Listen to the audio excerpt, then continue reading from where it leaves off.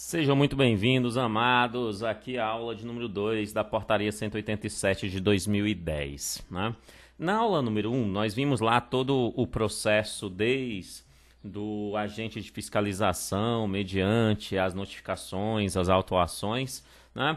Passando até pela autoridade julgadora, né? E todo o processo de julgamento em relação às infrações cometidas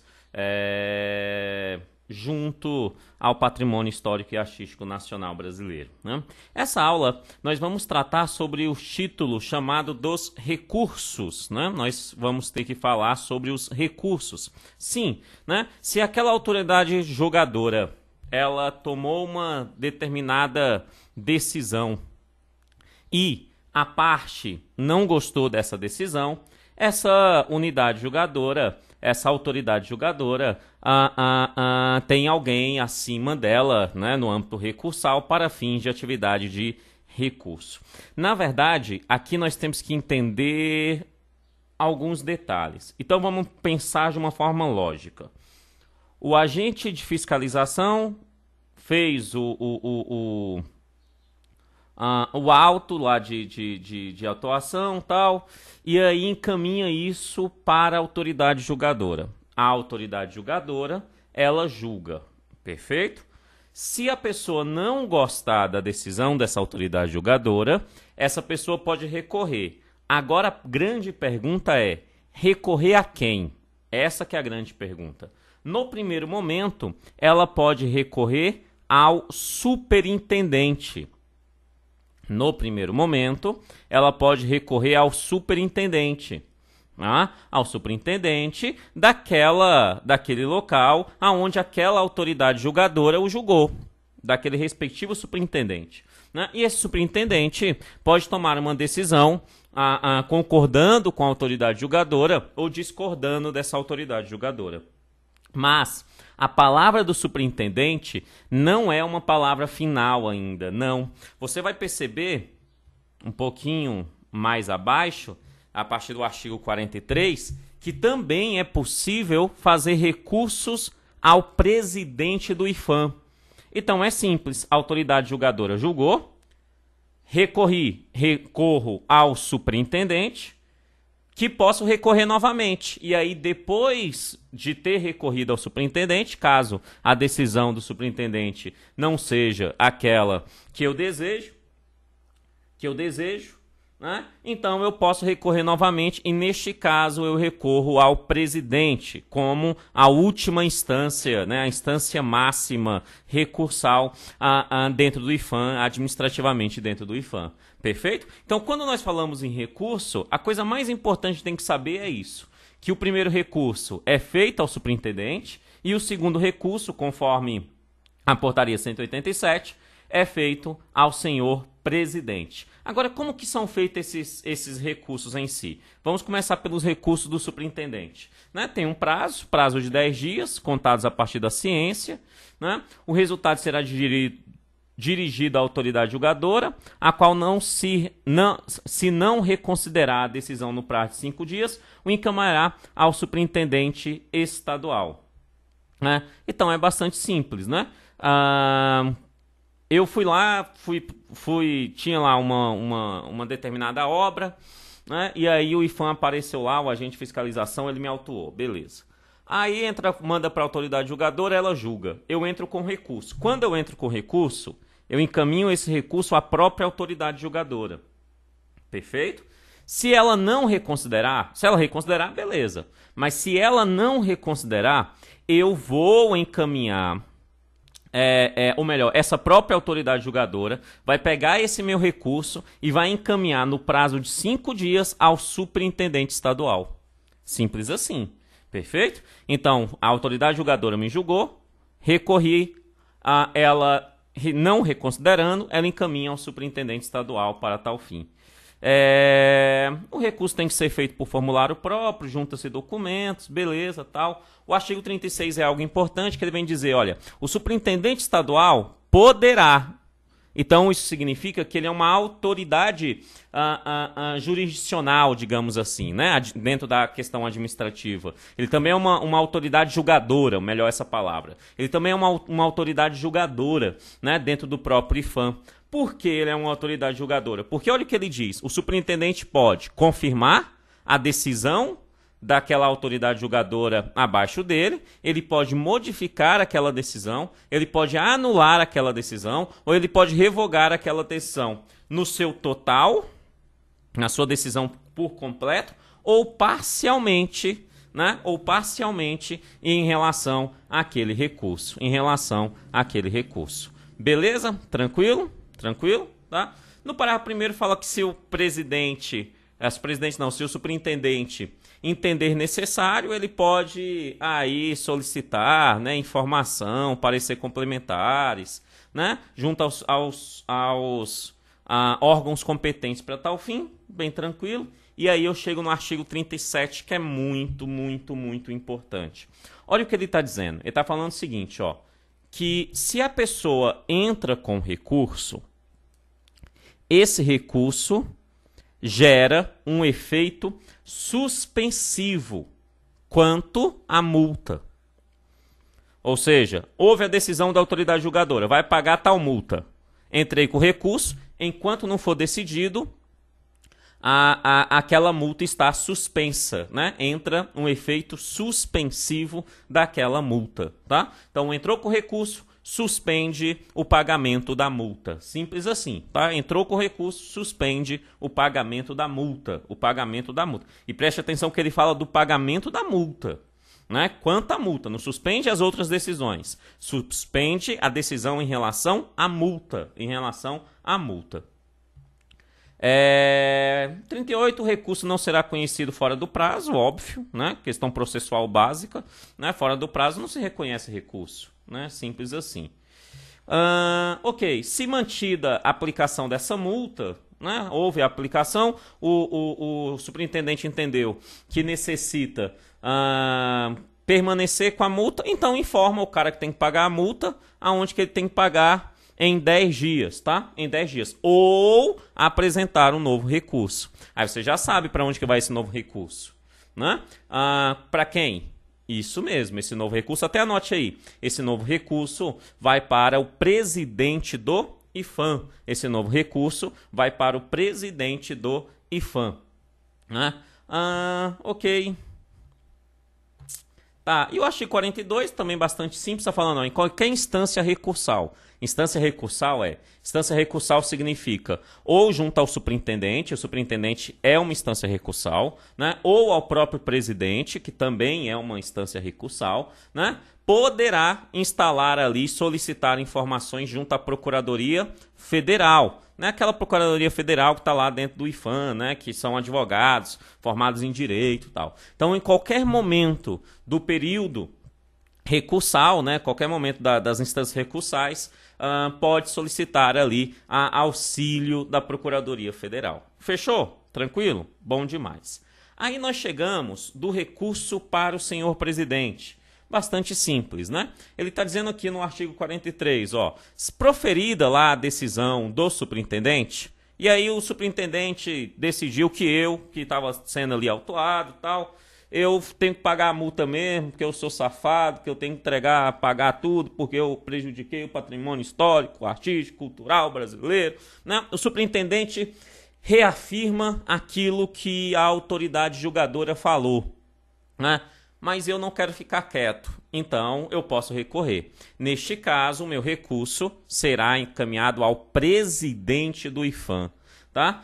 E esse recurso tem um prazo processual de 10 dias, tá? 10 dias aí, para que haja tal recurso, para que haja tal ação aqui, beleza? Então, 10 dias aí para o respectivo recurso,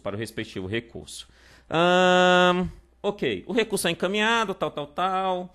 Recebido o recurso, o presidente... Essa aqui parte é muito importante, tá, Matos? Bem importante.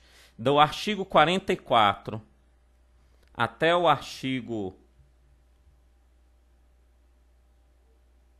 48, né, até o artigo 48, é um ponto que eu acredito que tem chance de cair na sua prova, tá? Do artigo 44 até o artigo 48. Tá? Por quê? Porque ele fala sobre como o presidente vai oferecer tal decisão em relação a esse recurso que chega na sua mão. Então preste atenção nos detalhes, é bem operacional, mas esses detalhes são muito importantes. O artigo 44 diz: o presidente, recebendo esse recurso, ele encaminha o recurso ao DEPAN, que é o Departamento lá de Proteção ao Patrimônio Material e Fiscalização, né? Um dos órgãos específicos singulares do IFAM, né? Departamento lá de Proteção do Patrimônio Material, né? Do Patrimônio Material e Fiscalização. Então, ele pega esse recurso e encaminha ao departamento, tá? O departamento vai ter que se manifestar. O presidente encaminhou, o departamento tem que se manifestar. E ele se manifesta por meio de um parecer técnico. É uma manifestação técnica, tá? Agora, quem é que faz esse parecer técnico? Sim, é o departamento. Mas não é o departamento como departamento. Digamos que é um setor, um órgão muito importante dentro desse departamento. Esse órgão muito importante dentro desse departamento é a Câmara de Análise de Recursos. Né? A Câmara de Análise de Recursos. Tá? Essa Câmara de Análise de Recursos faz parte, está dentro do Departamento de Proteção material, do patrimônio material e fiscalização. Está dentro dele. Perfeito? Então existe uma câmara é um colegiado, ou seja, um número de membros, né, alguns membros, que irão oferecer esse parecer técnico. O nome dessa câmara, o nome já é claro, né? É Câmara de Análise de Recurso. Câmara de Análise de Recursos. Serve para quê? Para analisar os recursos que chegam na mão do senhor presidente. Só que o parágrafo 1º vai nos dizer quem é que compõe essa Câmara. Quem é que compõe essa Câmara? E ele me dá uma resposta bastante simples que você tem que conhecer. A Câmara de Análise de Recursos ela é composta, pelo diretor do DEPAN, que a presidirá. Então, a Câmara tem no diretor do Departamento de Proteção do Patrimônio Material e Fiscalização o seu presidente. Perfeito? Então, o presidente do diretor, ou melhor, o diretor do DEPAN, do departamento, é o presidente da Câmara de Análise de Recursos. É ele que preside. Ele é membro e preside. Só que ele vai dizer ainda assim, é o presidente, é o diretor que participa e preside, além dele mais 4 servidores designados por ele. Designado por quem? Pelo diretor do departamento. Então o diretor do departamento ele fala, olha, vamos montar a Câmara. Eu sou o presidente da Câmara e pego mais 4 servidores aqui do mesmo departamento, onde nós vamos fazer aqui essa Câmara. Totalizando assim 5 membros. Então preste atenção. O artigo 44 está dizendo, o presidente recebeu o recurso, ele encaminha para o DEPAN. Lá no DEPAN, lá dentro do departamento, ele chama a Câmara de Análise de Recurso. Essa Câmara de Análise de Recurso tem que emitir um parecer técnico. Quem é essa Câmara que vai emitir? Essa Câmara é um conjunto de 5 membros. Esses 5 membros, quem são? O diretor do DEPAN, que preside a Câmara, mais 4 servidores designados pelo diretor do DEPAN. Tá? Mais 4 servidores designados por ele. Perfeito? Tranquilo? Tá? Essa Câmara tem um prazo para dar esse parecer técnico. Esse prazo é de 25 dias. Tá? 25 dias. E aí o artigo 46 é claro. Ele diz assim, olha, da decisão proferida pelo presidente não cabe recurso. Simples, né? Kennedy, você está dizendo que o presidente tem que obedecer o que a Câmara colocou como parecer técnico? Eu não estou dizendo que ele tem que obedecer, mas eu estou dizendo que ele tem que levar muito, muito, muito em consideração aquilo que a Câmara de Análise de Recursos falou para ele. Perfeito? Entregou ele como parecer técnico. E aí ele toma uma decisão. Ele é a instância superior, ele é a última instância administrativa dentro do IFAM. Se ele é a última instância administrativa dentro do IFAM, não cabe recurso acima dele. Perfeito? Então, o presidente pegou lá o parecer, tomou a decisão dele não cabe recurso. Não cabe recurso. Simples assim, tá? Simples assim. Vamos supor que o presidente manteve a aplicação da penalidade de multa. Então o cara agora vai ser intimado para pagar no prazo de 10 dias. Simples, né? Simples. Certinho? Tá? Simples. Bem simples. Fechou? Tranquilo? Tá? Na verdade, era até o artigo 46, que é bastante importante. Do artigo 43 ao 46, que fala dessa estrutura da decisão do presidente, né? Do recurso do presidente. Então, entendo. O presidente é a instância superior, decisão do superintendente, recorri. Quando eu recorro ao presidente. Né? Enquanto isso, a multa fica suspensa, porque nós vimos que todo e qualquer recurso, a multa fica suspensa. Chega no presidente, ele encaminha para o DEPAN, né? Ele pega, depois de ter encaminhado para o DEPAN vai ter que fazer um parecer técnico. Quem faz dentro do DEPAN é a Câmara de Análise de Recurso. Essa Câmara ela é composta por 5 membros, que vai ser o diretor do DEPAN que preside, mais 4 servidores indicados pelo próprio diretor do DEPAN. Né? Eles têm 25 dias para fazer esse parecer técnico, né? Para dar esse parecer técnico. A decisão, e aí, mediante esse parecer técnico, o presidente toma a sua decisão. O presidente tomando a sua decisão, essa decisão não cabe recurso. E se por acaso manter a penalidade de multa, prazo de 10 dias para a pessoa pagar. Simples, bem simples, bem simples. Beleza? Tá? No capítulo 6, ele vai falar de algo interessante e bastante usual, inclusive. É algo muito usual isso, tá? É o que ele chama aqui de termos de compromisso. Termos de compromisso. O que é um termo de compromisso? O termo de compromisso é melhor entender, o título chama termo de compromisso, mas é melhor você entender o nome completo desse termo de compromisso. O que é um termo de compromisso? O artigo 47 vai dizer, é o termo de compromisso de ajuste de conduta. De ajuste de conduta. O termo de compromisso de ajustes de conduta é uma ação, uma decisão dada pelo IFAM de forma alternativa. Na verdade, esse termo de compromisso de ajuste de conduta, a melhor coisa que você tem para entender é um acordo entre o acordo daquela pessoa que foi autuado e o próprio IFAM. É um acordo. Só que este acordo entre a pessoa que foi autuada e o IFAM deve acontecer, né? Deve acontecer antes do julgamento feito lá pela autoridade julgadora.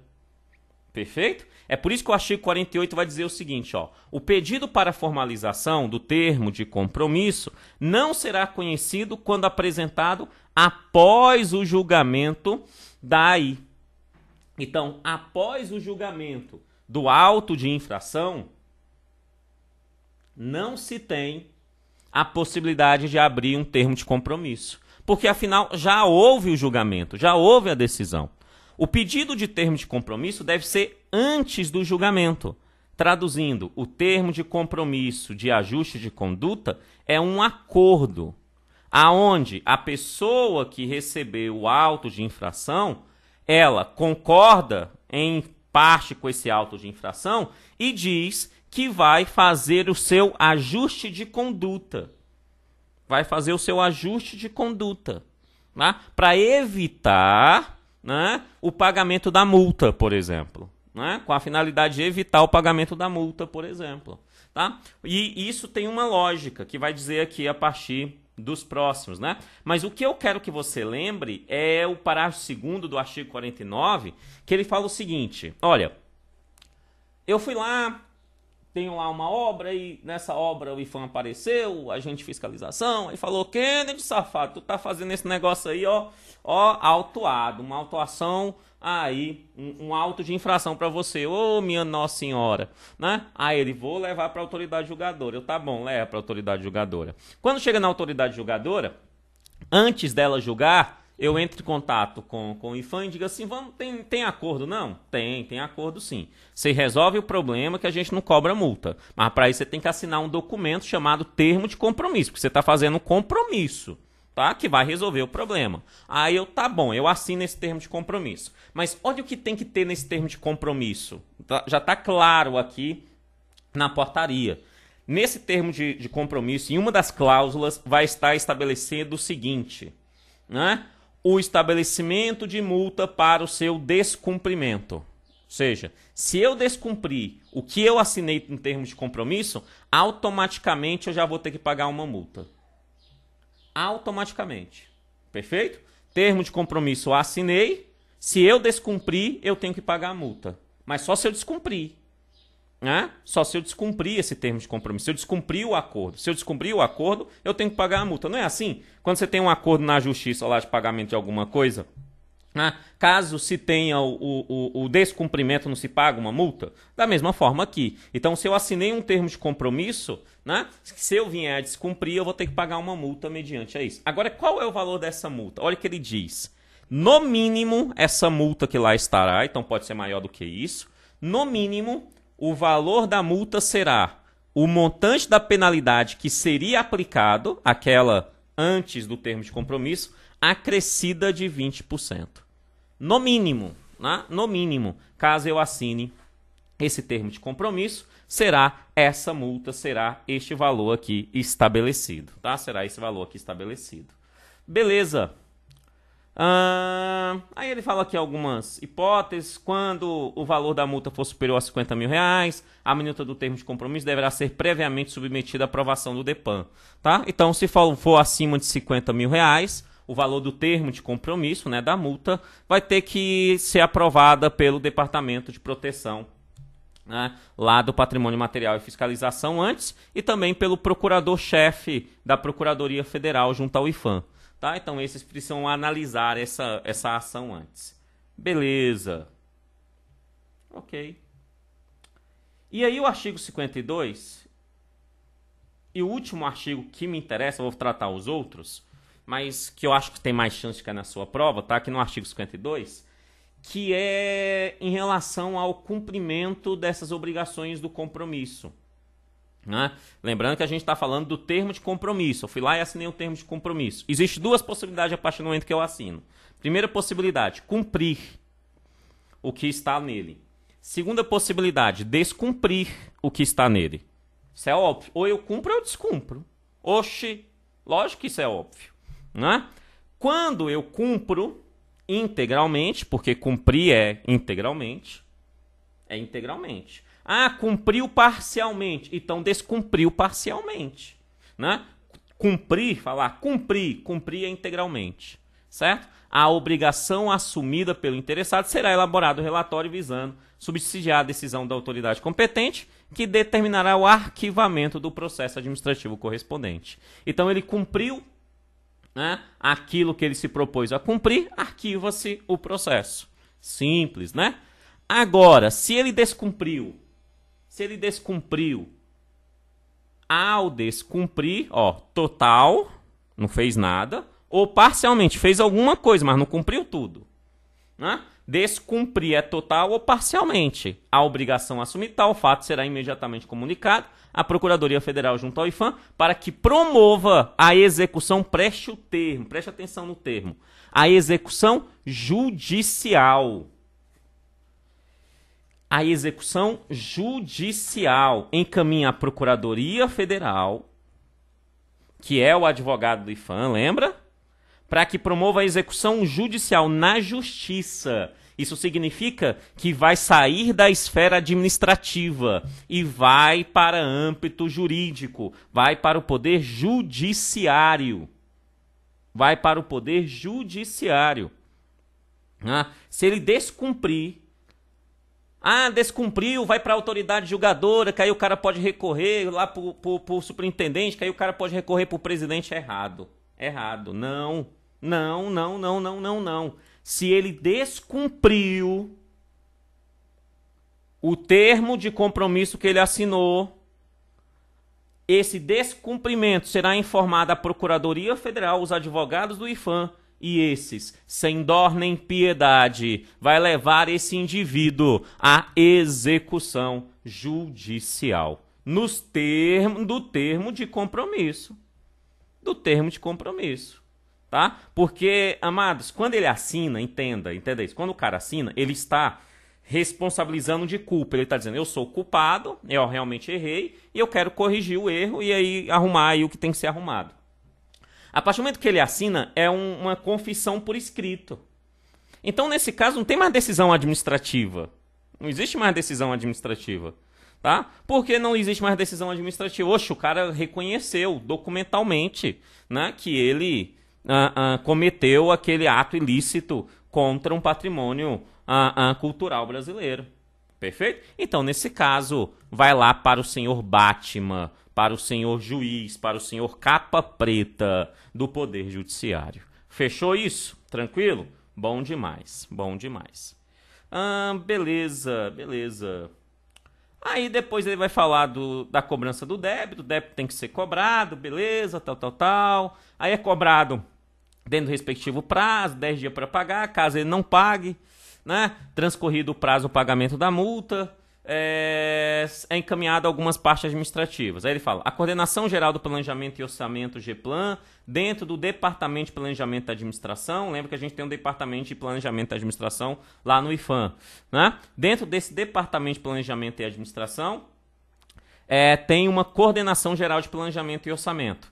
Essa vai solicitar informações junto ao CIAF. CIAF é um sistema de questões fiscais, econômicas, junto ao governo federal, Poder Executivo Federal. Tá? CIAF é um sistema de computador onde você faz pesquisa sobre questões econômicas, tá? Para saber se pagou ou não, tá? Se cumpriu o pagamento ou não. É uma das coisas que ele faz. Então, a Coordenação Geral do Planejamento, Orçamento e Gestão, ela vai lá e faz essa pesquisa. Se ela constatar que não houve o pagamento, né, do débito específico, né, ela vai aí encaminhar o infrator, né, a inscrição do infrator no CADIM, que é um cadastro de devedor, né, para o governo federal. Perfeito? Então, coloca lá, o fulano está devendo. Tá devendo para o Estado. Tá? Ele vai para o cadastro de devedor lá. Efetuando a inscrição no CADIM, o processo é encaminhado pela superintendência, podendo ser levado à Procuradoria Federal, né, encarregada de assessoramento jurídico para tal fim. Tá? Aqui não diz, mas é claro que caso esteja no CADIM e não resolva, uma das possibilidades além disso é que a Procuradoria Federal solicite que esse nome também vá parar na dívida ativa. Né? Porque se a dívida não pagou, entra na dívida ativa. Porque entra na dívida ativa pode ir para a justiça. Tá? Só pode levar para a justiça se for para a dívida ativa. Se não for para a dívida ativa, não leva para a justiça. Tá? Pelo menos em regra geral. Tá? Em regra geral é isso. Então, por que ele avisa a Procuradoria Federal? Caso o cara não pagou e o nome foi colocado no CADIM. Porque é a Procuradoria que vai ver as ferramentas adequadas, caso seja necessário levar para a justiça. E a primeira coisa, ao meu ver, para levar para a justiça uma dívida como essa, é colocar o nome lá na dívida ativa, Beleza. O artigo 56, bem óbvio, o débito vencido para o IFAM serão acrescidos de juros e multa, caso não pague na data. Óbvio, né? Óbvio. Beleza. Tá? E a receita referente à cobrança dessas multas, encerrando aqui essa nossa aula, a receita referente à cobrança dessas multas, né, será ali destinadas à atividade de fiscalização do próprio IFAM. Tá? Então, o recebimento da multa será destinada para melhoria da atividade de fiscalização do próprio IFAM. Tranquilo até aqui? Bom demais da conta. Em relação a essa portaria, vai ter mais uma aula, que é a aula de exercício. Tá? Essa portaria ainda tem mais uma, que é a aula de exercício. Não esqueça disso. Beleza? Um forte abraço e até lá. Tchau, tchau.